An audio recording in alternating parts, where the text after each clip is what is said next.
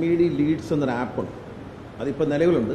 അതുകൂടി ഈ കുട്ടികളെ പരിശീലിപ്പിക്കും. അതായത് നമ്മുടെ റോഡ്സ് സുരക്ഷാ നിയമങ്ങൾ LED ലീഡ്സ് എന്നുള്ള ആപ്പ് പബ്ലിക്കിന് ചെയ്യാം. നമ്മുടെ ഈ ലേണേഴ്സ് ടെസ്റ്റിൻ്റെ ഒരു മോക്ക് ടെസ്റ്റാണ്.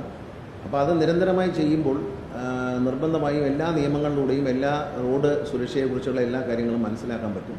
അപ്പോൾ MED ലീഡ് കുട്ടികളെ കൊണ്ട് കൂടുതൽ ചെയ്യിക്കുക എന്നുള്ളതാണ്. ഇപ്പോൾ MED ലീഡ് ഉദ്യോഗസ്ഥന്മാർക്ക് ബാധകമാക്കുകയാണ്.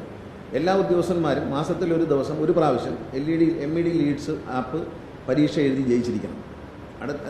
അതുപോലെ തന്നെ ഡ്രൈവിംഗ് സ്കൂളിൻ്റെ ഇൻസ്ട്രക്ടർമാർക്കും 3 മാസത്തിലൊരിക്കൽ ഈ പരീക്ഷ ബാധകമാണ്. പരീക്ഷയ്ക്ക് പൈസ ഒന്നും കൊടുക്കണ്ട, നമ്മുടെ മൊബൈലിൽ തന്നെ ചെയ്യാം.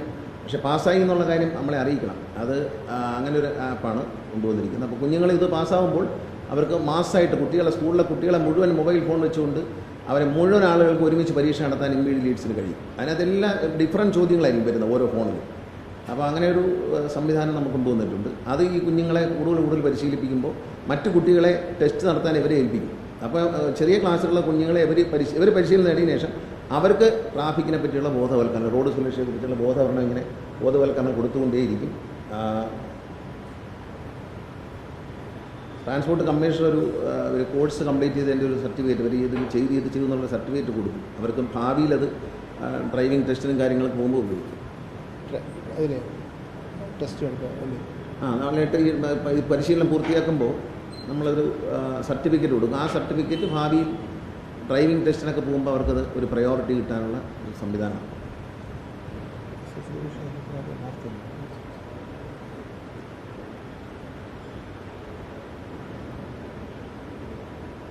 എന്തെങ്കിലും സംശയമുണ്ടോ?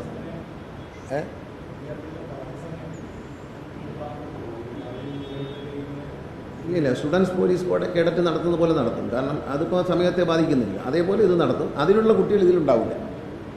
ഇത് വേറെ ഒരു സെറ്റ് കുട്ടികളായിരിക്കും. 30 കുട്ടികൾ ഒരു സ്കൂളിൽ വേറെ ആയിരിക്കും, വേറെ കുഞ്ഞുങ്ങളായിരിക്കും. ഇപ്പോൾ NCC ഉള്ള സ്കൂളുണ്ട്, അവർ NCCക്ക് പോകുന്നില്ല.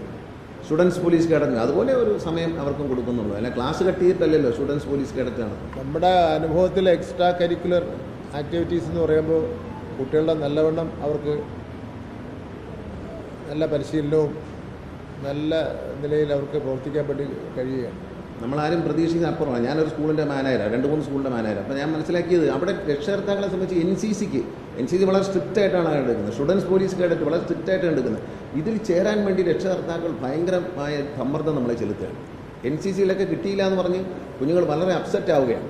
കാരണം ഇങ്ങനെ മിനിസ്റ്റർ പറഞ്ഞ പോലെ എക്സ്ട്രാ കരിക്കുലറായിട്ടുള്ള ഇത്തരം കാര്യങ്ങളിൽ ഗ്രേസ് മാർക്ക് കൂടെയൊക്കെ വന്നു കഴിയുമ്പോഴേക്കും വലിയ താല്പര്യം. ഈ സ്റ്റുഡൻസ് പോലീസ് ചേരാനൊക്കെ കുഞ്ഞുങ്ങൾക്ക് വലിയ താല്പര്യമാണ്. സ്കൗട്ട് എന്തെങ്കിലും ഒരു ആക്ടിവിറ്റിയിൽ ചേരണമെന്ന് അവർക്ക് ഭയങ്കര നിർബന്ധമുണ്ട്. രക്ഷകർത്താക്കൾക്കും അക്കാര്യത്തിൽ വളരെ നിർബന്ധമുണ്ട്.